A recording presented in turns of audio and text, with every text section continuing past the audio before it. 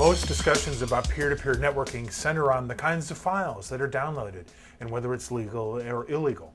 What I want to talk about today is the actual technology of peer-to-peer networking and show you how it's evolved and improved over the last several years. To do that, I'm going to give you a simple diagram. I'm going to show you how it used to work and how it works now. So let's say in the old days, several years ago, I'm over here and I want a file. There's a particular file I want to get. And there's a directory here, and that tells me that, it connected via this software. Let's just say there are 3 different locations, each of which has that same file here on the hard drive. Once I know that, using this software, I try to make a connection to one of these, and I try to pull that file across and download it. So it's a good early way to be able for people to share files. But if this file is big, or if my connection isn't very good, and if this breaks down in the middle, what happens if I lose my connection midway through? Well, you know what? The file's worthless. I've got to go out and try to make a connection with another place where that file is located.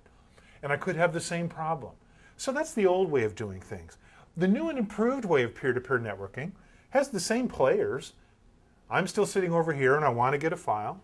And there's a directory that tells me, hey, there are, let's say, 3 locations, each one of which has that same file on its network.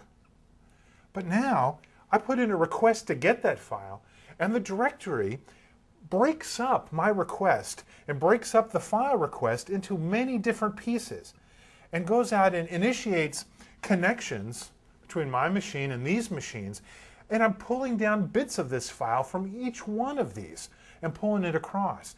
So the bandwidth requirements and the constraints on the connections are much lower because I'm only taking bits of it at a time.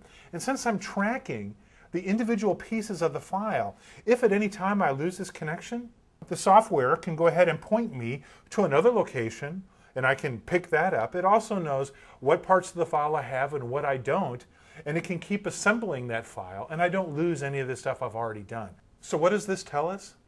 It tells us that the new generation of peer-to-peer networking is more efficient, has a lower failure rate, less stress upon the networks of the players involved, and is a much more likely way to get files, especially large files, transferred easily.